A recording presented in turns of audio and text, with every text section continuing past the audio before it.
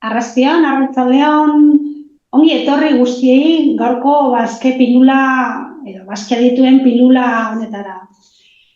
Gaurkoan, adimen artifiziala arituko gara, eta iak berdintasunaren ikuspuntu kritikoaz aztertzeko eta ulertzeko gakoak plazaratuko ditugu gure artean gaurkoan. Horretarako, laguntzaile eta gidari izango dugu Lorena Fernández gaur arratzaldean. Arratzaldeon, Lorena, mila esker. Os decía que os daba la bienvenida a esta píldora formativa en la que vamos a profundizar, vamos a sumergirnos en la inteligencia artificial y vamos a explorar o intentar desentrañar las claves que tiene la inteligencia artificial desde una mirada feminista, desde una mirada de igualdad. ¿Vale? Vamos a intentar descubrir los secretos, pero también la potencia que puede tener esta herramienta o este tipo de herramientas y que nos ofrecen y nos dan posibilidades para avanzar en la labor de promover condiciones de vida más igualitarias desde las políticas de igualdad o desde el desempeño de vuestros cargos públicos. Aurkeztu nahi dizuet gaurkoan gurekin izango dugun Lorena Fernández, luxuzko gonbidatua eta gidaria daukagu gaur gure artean. Zuetako askok, segurenik, entzun izan duzue edo ezagutzen duzue dagoeneko Lorena, erreferente bat delako hain justu gai honetan. Jakingo duzue, Lorena informatikako ingenierian aditua dela, informazioan segurtasunerako masterra eta digitalizazio eta adimen artifiziala aplikatuaren etikan aditua da. Eta programa horretan aditzen dela. Gaur egun, Deustuko Unibertsitateko Komunikazio Digitaleko zuzendaria da. Sus áreas de trabajo están centradas principalmente en la incorporación de la perspectiva de género en la investigación, el estudio de los sesgos interseccionales en la inteligencia artificial y en la divulgación de la tubería que gotea, del leaking pipeline, por la que perdemos el talento femenino en las titulaciones de STEAM, que son las que tienen que ver con ciencia, tecnología. Lorena Fernández es referente en esta materia y participa en diferentes foros y espacios de trabajo internacionales. Algunos ejemplos, es miembro del grupo experto de la Comisión Europea Gender Innovations, liderado por la Universidad de Stanford, que analiza el impacto de no incorporar la perspectiva de género en la inteligencia artificial.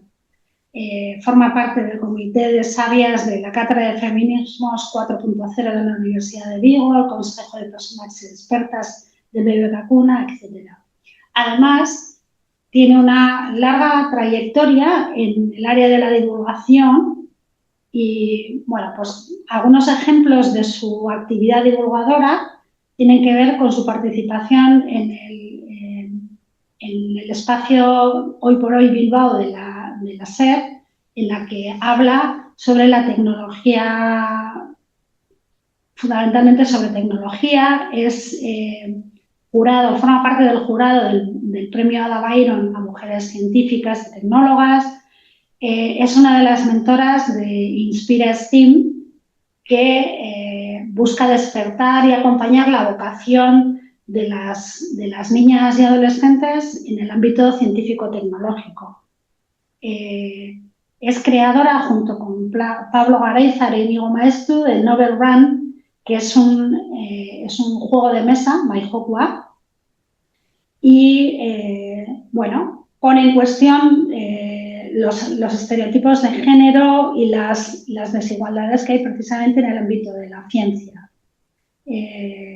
Bueno, hainbat ekimenetan parte hartu izan du Lorena, nik uste dute mokautxu hauekaz badaukagu apur bat bideratuta, eta beste barik, bakarrik gogorarazpen txikitxo bat, aurretik ere base eskolan Lorenagaz izan genuen esperientzia elkartruke bat, hain justu Inspira STEAM mentoretza programaren baitan, 2019 inguruan, eskolak bere mentoretza programa bideratzen eta pentsatzen ari izan momentu horretan, elkarganak banatzeko topaketa bat izan genuen, eta euren programatik ikasteko aukera ere izan genuen.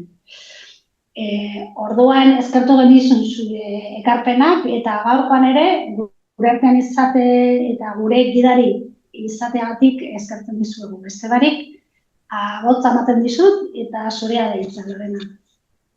Eskerrik asko. Arratsalde on guztioi. Bueno, lehenik eta behin eskerrik asko gonbidatzeagatik, niretzat plazer bat da gaur hemen egotea. Voy a aprovechar para compartir ya la presentación. Como elemento, me hubiera encantado poder estar con vosotras en presencial, pero bueno, lo digital también nos permite que con las agendas difíciles que tendréis y ¿no? La dispersión geográfica en diferentes herrialdes, pues también que hoy nos podamos ver. Vamos a hablar de dos elementos muy interesantes, como pueda ser, y muy relevantes, como puede ser a día de hoy la inteligencia artificial y la igualdad. Y vamos a ver si realmente esto marida de manera adecuada o no, aunque bueno, ya os hago un pequeño spoiler, que es que no, ¿vale? Vamos a empezar con un concepto que a mí me gusta mucho y además así aprovecho para introduciros a una persona muy relevante en el ámbito de la inteligencia artificial y de la ética, que es Jo Buolamwini. Y esta mujer, aparte de es investigadora, trabaja en el MIT, de hecho luego os hablaré un poquito más de ella, fundó en su día la Liga de la Justicia Algorítmica. Y acuñó un término que a mí me encanta porque habla de la mirada codificada, ¿no?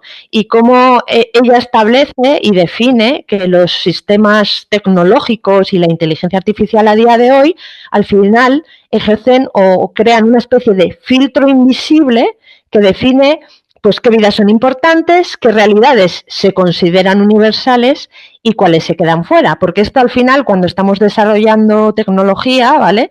Esto es como sacar una fotografía. Tú decides cuál es el encuadre, pero también decides dentro de ese encuadre quién nos sale en esa fotografía. Entonces, cogiendo un poquito del hilo de la mirada codificada, hay que entender un poquito también que obviamente la tecnología nunca jamás es neutra. Es decir, la tecnología siempre tiene un impacto sobre la vida de las personas.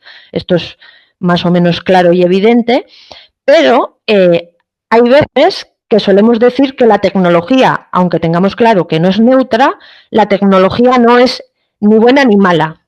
Depende un poquito del uso que se dé, ¿no? Os pongo un ejemplo, un cuchillo. O sea, sirve lo mismo para untar mantequilla que para asesinar a una persona. Entonces, ya aquí lanzo una primera pregunta. ¿Hay alguien que no esté de acuerdo con esa aseveración? ¿Cómo se diseña el cuchillo que sirve para untar mantequilla? ¿Cómo es normalmente ese diseño? ¿Cómo es el diseño de un cuchillo que se utiliza para asesinar a personas? Que los hay. El otro día me preguntaban, pero hay. Y digo, sí, claro que los hay. Se nos rompe también un poco esa premisa de que la tecnología no es ni buena ni mala, depende del uso que se haga. Porque hay muchos elementos y decisiones de diseño de esa tecnología que impactan en la finalidad de la misma.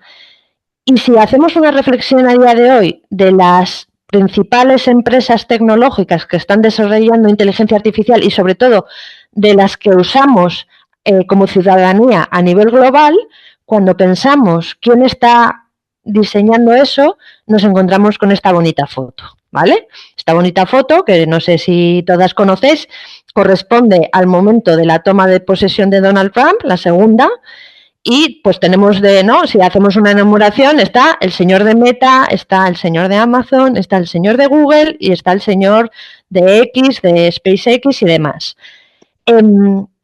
Aquí hemos empezado desde hace ya un tiempo a hablar de tecnofeudalismos. ¿Por qué? Porque al final estas plataformas no dejan de ser como pequeñas regiones feudales, que cada una de ellas tiene un señor feudal que decide obviamente las reglas del juego, por mucho que luego hablemos de la parte de cómo podemos regular todos esos reinos feudales. Y da la casualidad que obviamente estos señores feudales rinden tributo a su rey. en el momento en el que Donald Trump toma posesión, aparte de que cada uno de ellos donó $1 millón para el acto de la toma de posesión, el rey del feudo les dijo: todas las políticas que estéis desarrollando en vuestras plataformas vinculadas al DEI, que es diversidad, equidad e inclusión, paradlas. Y obviamente, digo lo de obviamente, no que sea lo razonable, todas las plataformas paran todos esos desarrollos. Entonces, ojo, cuidado con este tipo de herramientas, de plataformas y demás, y ojo, cuidado con esas herramientas que no son ni buenas ni malas, depende un poco del uso que se haga. Claro, cuando encima entendemos cómo funciona la inteligencia artificial, aparece un concepto que se llama el sesgo algorítmico. Y sobre todo voy a empezar un poquito por la base, que es tratar de explicar cómo funciona la inteligencia artificial en general, y luego vamos a enfocar un poco en la inteligencia artificial generativa, ¿vale? Que es un apellido importante. Hay muchos tipos de inteligencia artificial, pero hay algunos modelos de inteligencia artificial que lo que funcionan es cogiendo grandes cantidades de datos y de ahí sacando patrones. Es decir, que imaginaos, por simplificar, si yo tengo 10 fotografías de zapatos y en esas 10 fotografías de zapatos, en 7 los zapatos son azules, lo que aprende la inteligencia artificial, y pongo lo de las comillas del aprende porque no me gusta antropomorfizar la inteligencia artificial y utilizar verbos que nos hagan creer que tienen agencia, pero bueno, lo que aprenden es que todos los zapatos son azules, ¿vale?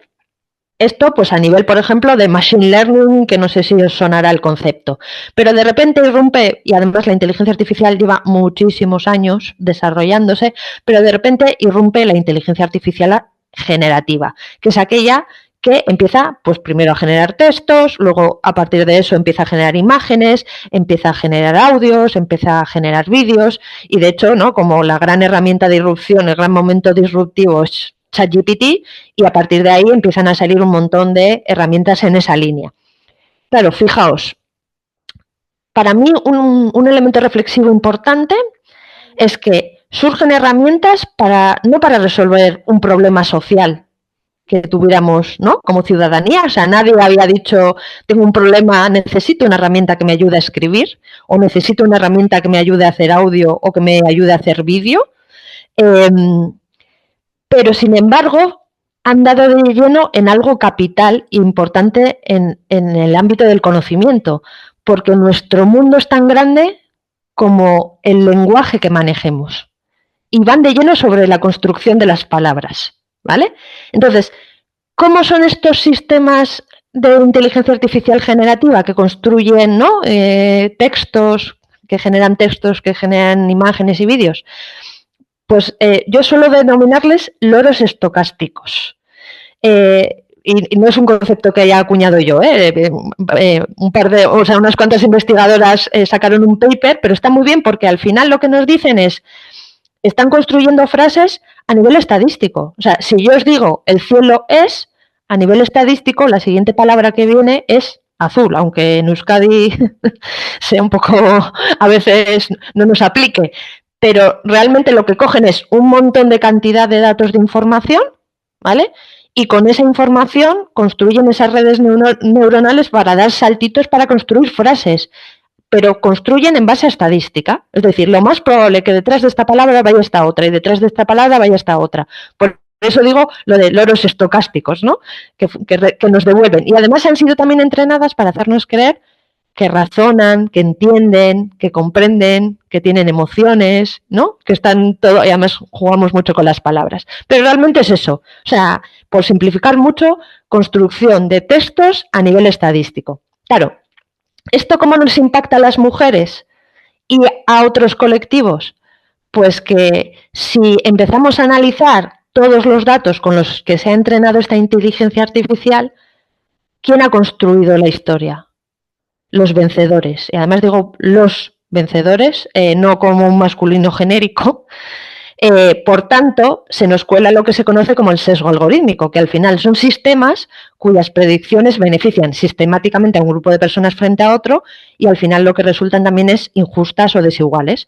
Y ahí, encima, se nos entremezclan sesgos, porque además el sesgo algorítmico ya tiene una connotación de discriminación, no es como los sesgos humanos, que algunos, en nuestro caso, los necesitamos incluso para sobrevivir, pero aquí son discriminatorios y se van combinando, o sea, son sesgos de género, pero también raciales, también de orientación sexual, también lingüísticos, también de edad, de ubicación física, etcétera. De hecho, os pongo aquí una frase de Cathy O'Neil, que esta mujer es matemática y tiene un libro maravilloso que os recomiendo leer, que se llama Armas de destrucción matemática. De hecho, fue una de las primeras que escribió sobre esto, y ella decía que los algoritmos no dejan de ser opiniones encerradas en matemáticas. Entonces, la pregunta es, ¿las opiniones de quién? Entonces, a nivel jocoso, os presento aquí a un personaje que tiene un superpoder, que es que representa a todo el mundo, y este personaje es hombre, caucásico, heterosexual, cis, de mediana edad, clase media alta, del norte global, sin discapacidades, y un largo etcétera, pero porque al final el resumen es, el estándar es el privilegio, porque ¿quién ha tenido el privilegio a lo largo de los años de estar generando la información que luego le hemos metido a estos sistemas de inteligencia artificial para entrenar?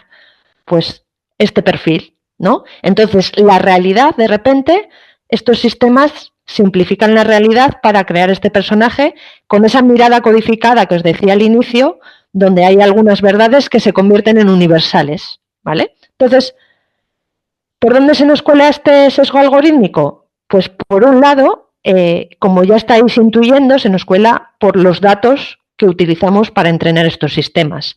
Y a veces, y además, a través de los datos se nos puede colar, primero, como reflejo de nuestras sociedades, pues si vivimos en una sociedad machista, edadista, capacitista, racista, etcétera, al final, pues lo que nos hace es devolver una imagen en formato casi espejo y además amplificando todo eso que pasa, ¿vale?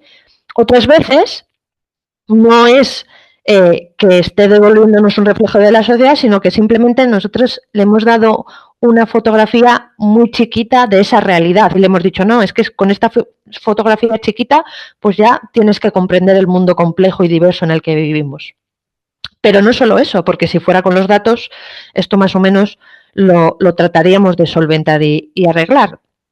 A veces también pasa definiendo los modelos, marcando los atributos, en el etiquetado de los datos. O sea, hay un montón de pausas, o sea, de pautas y pasos por los que todo esto se nos va colando. E incluso a veces de manera premeditada. Entonces, ahora lo que vamos a ver son ejemplos concretos de nuestro día a día para que evidenciemos esto, ¿vale?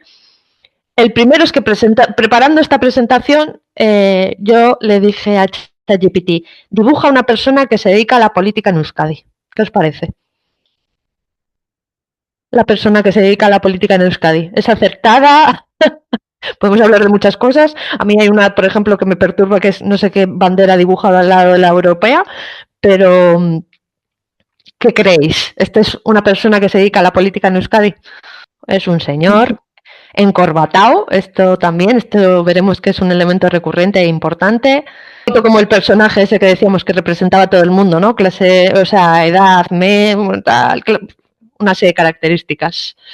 Pero fijaos, esto es lo que me devolvió hace un par de días, ¿eh? Pero bueno, esto no solo a nivel anecdótico, nos lo encontramos en casi todos los sistemas. Este caso, por ejemplo, no sé si conocéis, el del traductor de Google, ¿vale?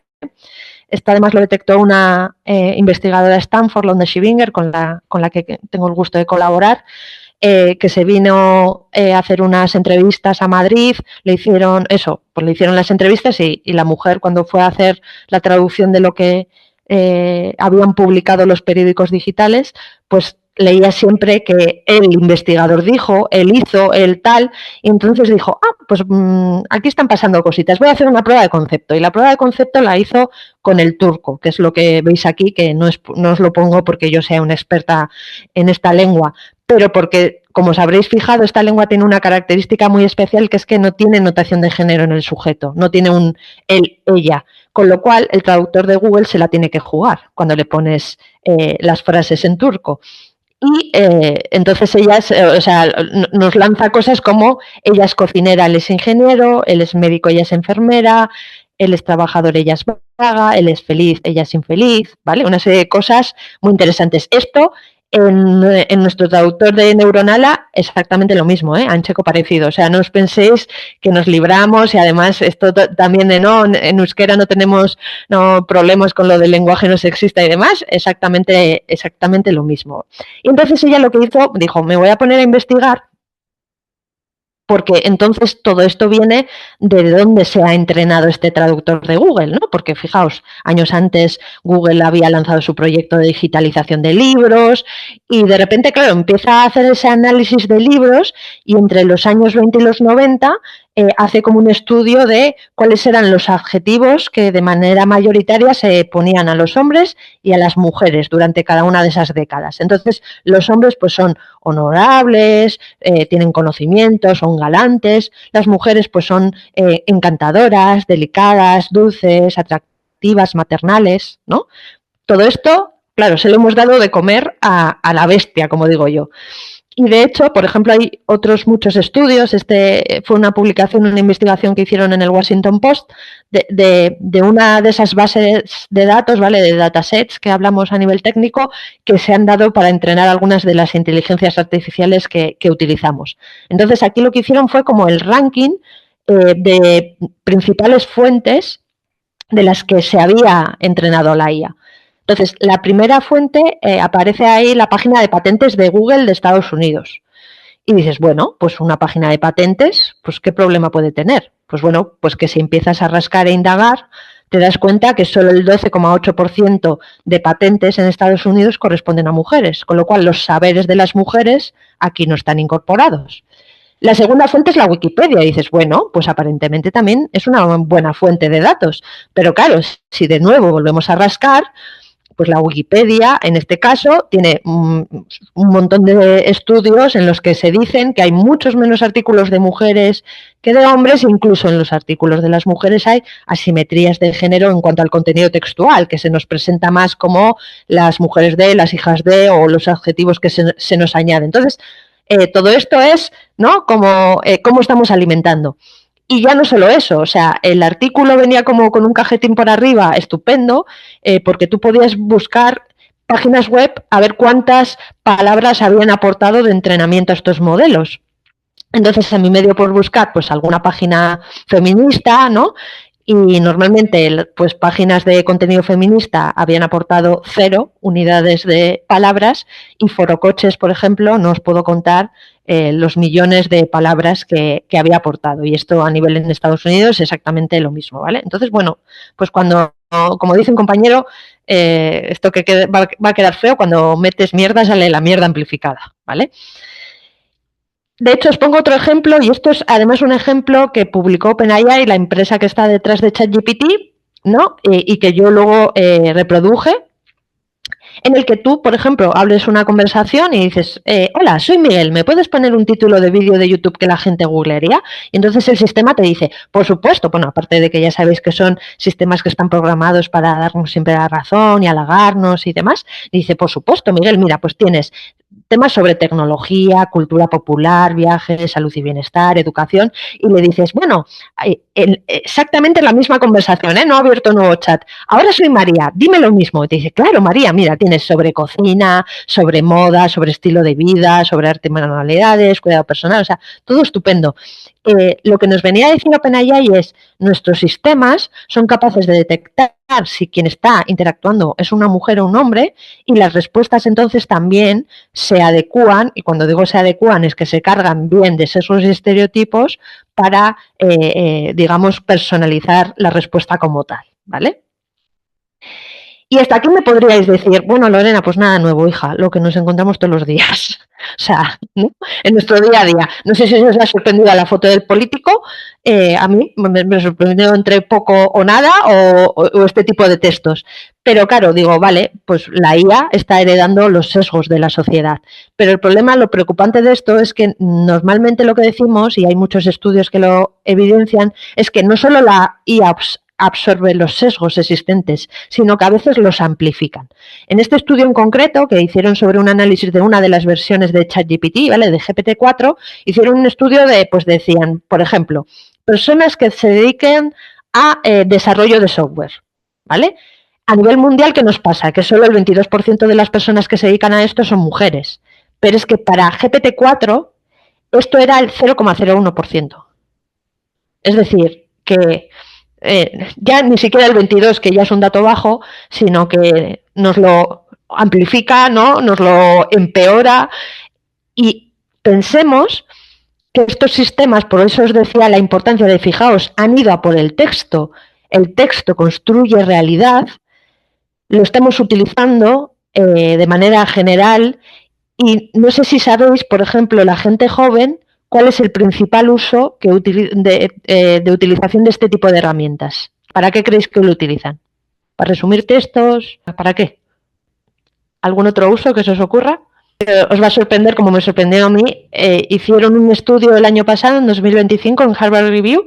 El principal uso de los chatbots es como terapeutas. Es decir, están utilizando muchísimo estos sistemas para tema de hacer terapia, etcétera. Además, quiero decir que luego, o sea, están los datos y luego ya está, como digo yo, lo testimonial. Hace un tiempo me tocó dar una charla, me fui a un sitio y cuando llegué al hotel, ¿y a qué vienes? No, pues voy a dar una charla de inteligencia artificial, me dijo la chica, que era joven. ¡Buah! A mí me encanta, de hecho hay veces que no sé lo que me pasa y se lo pregunto a ChatGPT y dije, ostras, pues de eso voy a hablar, ¿vale? O sea, que veáis también esa construcción de realidad y estas verdades algorítmicas, como digo yo, el impacto que pueden tener también de construcción de imaginario en la gente joven, ¿vale? Luego, además, claro, pues por ejemplo, hace un tiempo también sacaron un estudio que hicieron en Alemania que muestra que los chatbots, como os decía antes, que son capaces de identificar si están hablando, bueno, si están hablando, que no hablan, que no tienen agencia, vuelvo a lo mismo, son loros estocásticos. Si la persona que interactúa al otro lado de la pantalla son mujeres o hombres, fijaos, cuando se les pide consejo sobre solicitar salarios, resulta que las mujeres les aconsejan solicitar salarios significativamente inferiores que a los hombres, con perfiles idénticos. O sea, esto es maravilloso. Y de hecho, en esta misma línea también, por ejemplo, otro estudio revelaba que los modelos de IA modifican su comportamiento ante el riesgo según el género que se les asigna. Es decir, si les pides que actúen como mujeres, son más cautelosos que si les pides que actúen como hombres, que entonces asumen más riesgos, con más confianza y demás. No sé si esto suena al ámbito analógico, pues nada, trasladado al digital. Y luego, además, con esto que os decía también de la interseccionalidad, encima también, pues, con todas las connotaciones del edadismo, pues hay estudios también que cuando analizan, por ejemplo, bases de datos de imágenes generadas, pues en el caso concreto de este estudio que os traigo de Civit AI, pues cuando la IA genera a la mujer promedio, esta mujer tiene 23 años y el hombre promedio pues ya tiene 31. O sea, esto ya sabéis que es una cosa como que a las mujeres ya se nos dice siempre que somos o bien demasiado jóvenes para algo o demasiado viejas para algo, porque como decía, esta no sé si era la actriz de la princesa Leia, no me va a venir ahora, que era maravillosa, decía, porque la única edad correcta realmente es cuando eres un hombre. O sea, entonces todo esto está en unos y ceros. Y luego también os acordáis que os decía, también hay sesgos que están introducidos de manera premeditada en todo esto, ¿no? Claro, hace un tiempo encontré una plataforma de inteligencia artificial que leyendo cómo funcionaba nos decía, o sea, parecía que principalmente se entrenaba con datos de mujeres. Entonces yo dije, pero bueno, o sea, por fin una IA que se entrena principalmente con datos de mujeres, digo, ¿qué ha podido llevar a una empresa a decir que después de todo merece la pena recopilar datos sobre las mujeres? Entonces, ¿os imagináis para qué? ¿Vendernos alguna cosa? Podría ser, pero bueno, el tema de vendernos creo que esto va a aplicar a hombres y mujeres, porque no sé si sabéis que ChatGPT ya ha decidido que uno de sus modelos de negocio sea la publicidad, entonces eso creo que, mira, va a ser bastante uniforme, luego podríamos hablar de qué nos venden, pero no. Venga, os hago el spoiler. Crear fotos falsas de mujeres desnudas. Para sorpresa, iba a decir para sorpresa de nadie, ¿no? Fijaos, estamos hablando de que tenemos un problema enorme con el tema de los deepfakes, porque además hay numerosos estudios que lo que dicen es que el 96% de deepfakes que se generan con la inteligencia artificial son de desnudos, o sea, pornográficos, y en esos el 99% aplica y afecta a mujeres. Pero es que además os traía un estudio que aplica también al ámbito político, que en Estados Unidos, por ejemplo, que hicieron una investigación sobre desinformación, identificó más de 35.000 casos de contenido deepfake que mostraba, en este caso, a 26 miembros del Congreso de Estados Unidos que habían hecho el análisis, que 25 de ellos eran mujeres. O sea, mayoritariamente, de nuevo, pues tenemos una nueva herramienta, ¿no?, para estas violencias simbólicas brutales, y para decir de nuevo que tienen el poder sobre nuestros cuerpos, ¿vale? Y fijaos, de hecho, no sé si os suena que en diciembre, a finales de diciembre, entre el 29 de diciembre, de hecho, y el 8 de enero, señores generaron 3 millones de imágenes de contenido sexual explícito usando Grok, que es la inteligencia artificial de X / Twitter / la plataforma del señor Elon Musk, ¿vale? Es decir, de las que al menos, además, fijaos, atacaban principalmente a mujeres y menores. Pero estamos hablando de una cantidad de imágenes que eran 190 por minuto entre esas fechas, es decir, una imagen sexualizada cada 41 segundos durante 11 días. Y yo aquí os pongo un elemento muy importante, porque durante esas fechas yo leía muchos titulares que ponían Grok desnuda a mujeres y a menores, o Grok patatín patatán. Y digo, no, o sea, no es la IA, son las personas. Es decir, la IA no desnuda cuerpos, la IA no roba datos, la IA no quita empleos. Tenemos que pensar siempre que alguien la entrena, alguien la implementa, alguien la usa, alguien la monetiza, porque al final decir que la IA lo hizo y encima conferir la agencia a la inteligencia artificial, lo que hace es diluir la responsabilidad de las personas. Y aquí es como diluir la responsabilidad de los señores que estaban desnudando a otras mujeres en esta plataforma, más el señor que permite que su plataforma y su inteligencia artificial pueda hacer este tipo de cosas, ¿vale? Entonces, esto es importante también para mí, el tema de que tengamos clara dónde está la agencia.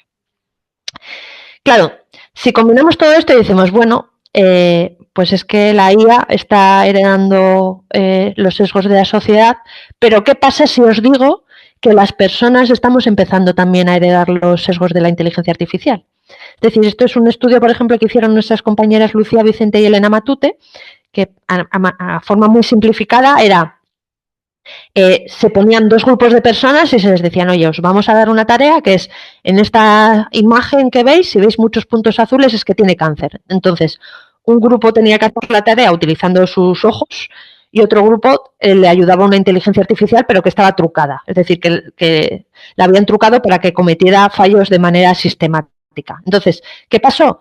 Que el grupo que le ayudaba a la IA hacía peor la tarea. ¿Por qué? Porque al final pasa una cosa que llamamos el sesgo de automatización, que muchas veces delegamos en lo que diga el algoritmo, porque fíjate cómo los unos y los ceros se van a equivocar menos que las personas, ¿no? Entonces, esa es como la primera fase y eso está bastante evidenciado con muchos estudios. Pero lo novedoso fue la segunda fase que hicieron, que es que mantuvieron los grupos y al primer grupo que tenía que hacer la tarea era exactamente lo mismo, utilizar vuestros ojos, pero al segundo grupo que le quitaron la IA que le ayudaba y seguía haciendo peor la tarea que el grupo inicial que solo utilizaba sus ojos. Entonces, ojo, cuidado con esta herencia de sesgos. Y luego también, ojo, cuidado con una cosa que también está documentada y que conocemos como el déficit de indignación algorítmica, que es que a las personas nos molesta menos, nos indigna menos que un fallo lo cometa un sistema tecnológico que lo cometa una persona. Entonces, como yo siempre digo, a menor indignación, pues a veces menor motivación para hacer algo al respecto. Y luego también esta, creo que me la voy a pasar, porque quiero irme como más a la segunda parte, que es, en definitiva, algo que no nos había sorprendido, es que estamos utilizando la tecnología más avanzada para blindar los estereotipos más antiguos. Pero claro, ¿cómo podemos arreglar esto? Dices, mira, podemos arreglar esto con los datos, ¿no? Podemos tener una participación activa en el nuevo Ágora, que es el Ágora digital, para que entonces nuestras voces también están ahí recogidas. Claro, jugamos con una problemática que es que la manosfera está organizada y nos quiere calladas en este ámbito digital. Y entiendo que como políticas os habrá pasado tener una presencia digital activa y que os lleguen, os den caña por todos los lados en este ámbito digital, porque precisamente al final lo que quieren controlar una vez más es el relato. Y si controlan el relato digital, pues al final controlan el futuro del aprendizaje también de la inteligencia artificial. Eso por un lado. Luego tenemos otro problema bastante gordo en el ámbito tecnológico, que es que solo el 18% de personas que están trabajando a nivel mundial en inteligencia artificial son mujeres. Y de hecho, si enfocamos en las grandes tecnológicas, esto es peor. Pero claro, digo, a ver, que no es porque si hay más mujeres en la tecnología incorporen la perspectiva de género por defecto, porque para eso nos tenemos que formar. Y además se pueden formar hombres y mujeres sobre cómo incorporar la perspectiva de género. Pero lo que nosotras sí que incorporamos son nuestras experiencias vitales, nuestra mochila. Podemos decir, oye, este sistema no funciona, como pasa, por ejemplo, con el reconocimiento facial, que falla más con maquillaje, porque es sorpresa, por los señores que han desarrollado los sistemas de reconocimiento facial, pues como no se maquillan, pues no les pasa, con lo cual no se les ocurre que sea un tema que tengan que tener en consideración, ¿vale? Y encima, ya no solo es que haya menos mujeres pensando y diseñando la inteligencia artificial, sino que ya se está evidenciando que la utilizamos menos, ¿vale? Os traigo aquí, por ejemplo, un metaanálisis que hicieron hace poco desde Harvard, que abarca varios estudios y que lo que sugieren es que las mujeres tienen aproximadamente un 20% menos de probabilidades de usar herramientas de IA generativa que los hombres, ¿vale? ¿Por qué creéis que pasa esto? ¿Somos menos capaces? ¿Nos gusta menos la tecnología? Esta es como la pregunta, para mí es la pregunta clave, ¿vale? Pues esto pasa por varias cosas. Primero, por todos los sesgos que tenemos codificados, nunca mejor, a nivel sociedad. Y uno, por ejemplo, y os traigo un estudio en concreto que hicieron en una escuela de negocios de Noruega, que decía que las chicas con mejores notas se imponen a ellas mismas no usarla, primero porque tienen la sensación de que están haciendo trampas, ¿vale? Y luego lo segundo, porque tienen menores niveles de confianza sobre sus propios prompts, es decir, sobre las instrucciones que le lanzan a los chatbots. Eso por un lado. Pero es que luego nos encontramos que, claro, que es que encima, cuando las usan, se les consideran menos competentes. O sea, esto es un estudio, por ejemplo, que hicieron entre personas que se dedican a codificación, ¿no? A generar código, y resulta que aquellas ingenieras que decían que habían utilizado la inteligencia artificial para generar su código eran consideradas en un 9% de las ocasiones menos competentes que sus colegas masculinos, a pesar de que las personas que lo evaluaban revisaban resultados idénticos. Es decir, que en este estudio se trampeaba y te decía, oye, no, mira, este código te lo paso y lo ha hecho Carmen, y este código te lo paso y lo ha hecho Manolo. Pero claro, pues Manolo muy bien porque utiliza la IA, que qué tío más listo, pero Carmen pues igual es un poco menos competente porque está utilizando la IA.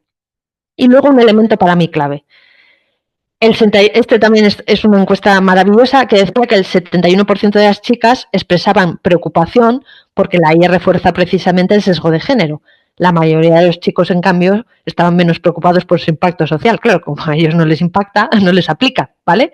Ellas estaban atraídas por la ética y las políticas de la inteligencia artificial y ellos por el desarrollo. Y esto va muy en la línea. Es decir, hay muchos estudios, de hecho, en Deusto hemos hecho uno reciente que va también por ahí, que al final lo que te dicen es que las mujeres utilizan menos la inteligencia artificial generativa porque muestran una mayor preocupación por los elementos éticos que hay por detrás, pues desde el impacto climático que tienen estas herramientas, el impacto en la salud mental, el impacto de los sesgos, etcétera. Es decir, todas esas connotaciones hacen que la utilicen menos, que no quiere decir que es que no la utilicen, pero la utilicen menos y para cosas más importantes y con esa perspectiva ética. Los hombres, sin embargo, es no, utilitas. Pues venga, esto me vale, que estoy quemando o gastando litros y litros de agua, me da igual, ¿vale? Si esto me ayuda a conseguir mis objetivos. Entonces, claro, para mí la pregunta aquí es, ¿cuál es el modelo bueno?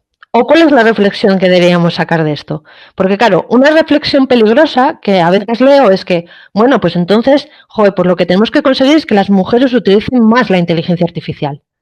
No, es que en esta vez, como en muchas otras, el modelo bueno es el nuestro. Lo que tenemos que incidir es sobre los jóvenes, los niños y los hombres para decir, utilicen la inteligencia artificial con una mayor perspectiva ética. Es decir, el modelo bueno, en esta ocasión, es el nuestro. Y ese es el que tiene que, porque a veces siempre nos ponemos los deberes y las tareas a las niñas, a las jóvenes y a las mujeres y decir, no, pues es que tenemos que conseguir que, ¿no? Que utilicen más. No, en este caso, y luego podemos abrirlo al debate, a esa parte final, para mí el modelo bueno es el nuestro y ese es el que tenemos que incidir sobre ello, ¿vale? Y al final, ¿cómo hacer también de la IA una herramienta útil para promover la igualdad? Pues primero, pensemos que a pesar del escenario que os he mostrado, obviamente os he mostrado como la parte más negativa en cuanto a sesgos, ¿no?, de género, pero como todavía no hay una manera de solucionar esto a nivel sociedad con un clic, ojalá, lo que sí que podemos es hacer incidencia para desarrollar sistemas donde se compensen estas desigualdades sociales. Es decir, que podemos conseguir equilibrar la desigualdad de forma artificial y que haya muchos sistemas que eso ya lo tengan en consideración. Además, yo como siempre digo, ¿no?, a día de hoy muchas empresas tecnológicas están funcionando un poco en un modelo reactivo, es decir, cuando alguien de repente levanta la mano, como os decía antes, oye, el traductor de Google, que fijaos lo que pasa aquí, pues dicen, venga, vamos a arreglarlo, vamos a ponerle un parchecito. Pero lo que tenemos que conseguir también es que esto sea un modelo realmente proactivo, es decir, que la perspectiva de género y la ética vayan desde el inicio y en todas las fases. Composición de equipos, propósitos de la inteligencia artificial, ideación, análisis de sexo o de género, revisión literaria, o sea, metodologías en todo, ¿vale? Luego, además, fijaos, estáis en un puesto clave en el que podéis frenar este tecnosolucionismo, porque no sé si os sentís a día de hoy, o yo por lo menos sí tengo esa sensación, de que hay muchas personas que ahora es meter la IA en todo, en absolutamente todo y para todo, sin pensar los para qué es, los cómo, ni los cuándos, ni el impacto que esto tiene, ¿vale? Como digo yo, hay gente que de repente ha visto un martillo, entonces ya lo único que ve son clavos para clavetear.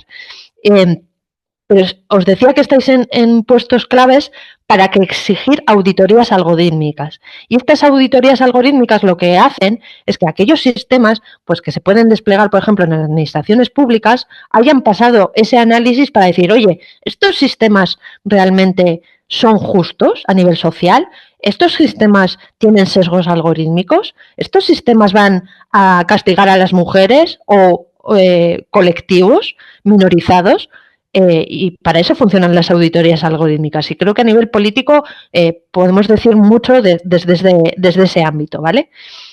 Y luego incluso para el tema de la importancia de los propósitos. O sea, fijaos, se puede utilizar la inteligencia artificial. El otro día leía un estudio, ¿no?, de que se está utilizando cada vez más la inteligencia artificial para el diagnóstico del cáncer de mama, que como elemento paralelo al trabajo de las médicas y los médicos, no como elemento sustitutorio, pero que puede ayudar muchísimo a detectar de manera precoz, ¿vale?, en todo ese desarrollo. Pero pensemos también propósitos de la inteligencia artificial pues para detectar desigualdades, por ejemplo, analizar si hay brechas salariales en organizaciones o ese tipo de herramientas, ¿no?, que a veces parece que los propósitos se quedan como muy para otros ámbitos y aquí también lo podemos enfocar ahí, ¿vale?, en esas tareas más concretas.